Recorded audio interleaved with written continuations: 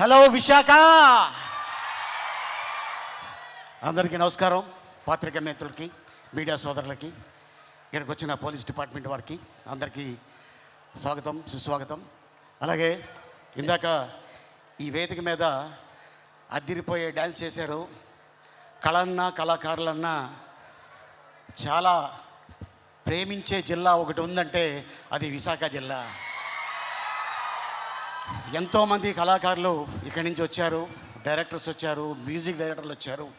కానీ విశాఖలో ఒక వజ్రం ఉంది. ఆ వజ్రం పేరే పూరి జగన్నాథ్.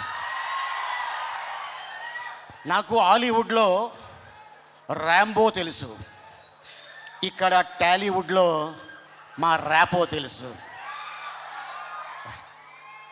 ఈ సినిమాలో తను పడిన కష్టం అట్టా ఇట్టా కాదు.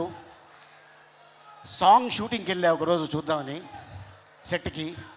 తను నిరంతరం కష్టపడుతూనే ఉంటాడు. తన ఎనర్జీతోటి, ఇక పూరి జగన్నాథ్ గారు డైలాగ్స్ తోటి, మణిశర్మ గారు మ్యూజిక్ తోటి, తన స్టెప్పులతోటి, స్టెప్ అమార్ మీరు చూశారు, ఇందాక టీజర్ చూశారు. ఇది ఒక అద్భుతమైన సినిమా కాబోతుంది మా పూరి జగన్నాథ్ గారికి. మళ్ళీ పూరి ఎక్కడ తగ్గడో, కరెక్ట్గా ఒక ట్యాబ్లెట్ వేస్తాడు అంతే. ఆ ట్యాబ్లెట్ రేపు 15వ తారీఖు రెడీగా ఉంది. సో మీరందరూ రెడీగా ఉండాలని, అలాగే పూరి ఫ్యాన్స్కి, రామ్ ఫ్యాన్స్కి. ఇందాక మరి పూరి జగన్నాథ్ గారు తీసిన సినిమాలో అవ్వచ్చు, మొదటి సినిమా బద్రి, ఆ తర్వాత బ్యాక్ టు బ్యాక్ ఒక డైరెక్టర్కి ఇన్ని సినిమాలు, ఈడేట్ అవ్వచ్చు, అమ్మ నాన్న తమిళమ్మ అవ్వచ్చు, శివమణి అవ్వచ్చు, ఒక టెంపర్ అవ్వచ్చు, ఒక బిజినెస్ మ్యాన్ అవ్వచ్చు, అలాగే బుజ్జిగాడు ఫ్రమ్ చెన్నై, తర్వాత మళ్ళీ కెమెరామెన్ గంగతో రాంబాబు, ఆ తర్వాత మళ్ళీ ఇప్పుడు స్మార్ట్ శంకర్ అయిన తర్వాత, సో మన అందరికి తెలుసు కోవిడ్ మొత్తం ప్రపంచాన్ని కుదిపేసింది.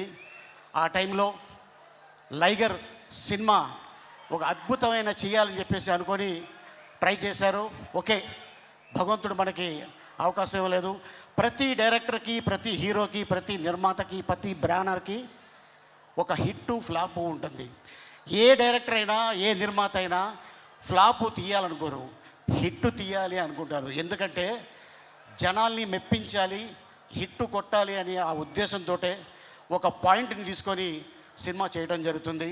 మళ్ళీ ఇప్పుడు ఈ ఆగస్టు 15th రాబోయే సినిమా డబుల్ స్మార్ట్ శంకర్. ఇక మా ర్యాపో థియేటర్కి పట్టిన తుప్పిని వదిలిపెట్టడానికి 15వ తారీఖు వస్తున్నాడు.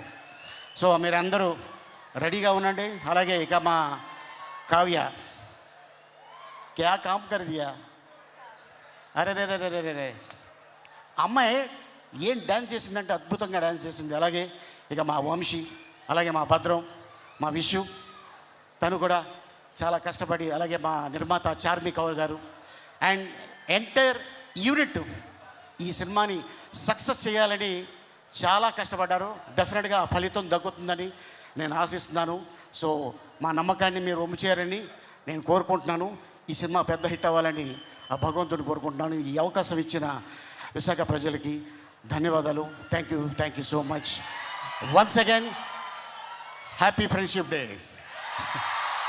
ఓ హ్యాపీ ఫ్రెండ్షిప్ డే అలీ గారు. మీకు కూడా థ్యాంక్ యూ సో మచ్. కాదు, మీరు ఆ లాస్ట్ డైలాగ్ ఏదో ఆ లాంగ్వేజ్లో ట్రై చేస్తారేమో అనుకున్నా నేను. ట్రైలర్లో వచ్చిందే, రోహిణితో చెప్తున్నారే, అది ఒకసారి అదేదో భాషలో విని దాని అర్థం ఏంటో తెలియదు. ఇది అర్థం ఏంటంటే, ఇది అమెజాన్ ఫారెస్ట్లో ఒక లాంగ్వేజ్ ఉంది. ఆ లాంగ్వేజ్ని కనిపెట్టి ఆ క్యారెక్టర్ని క్రియేట్ చేసింది పూరి జగన్నాథ్. ఈడియట్లో మీకు తెలుసు, బండి మీద ఎందుకు వస్తానో, ఎందుకు ఇసుకేస్తానో నాకే తెలీదు. ఆ ఇసుక బీదర్లో దొరకదా అని మా అన్న అడిగాడు. అది అక్కడ దొరకదు, ఇక్కడి నుంచి తీసుకెళ్తున్నాను. కానీ ఇసుకే చూశాడు, కానీ నేను తీసుకెళ్ళేది ఇంకోటి బండ్లు. అదనమాట.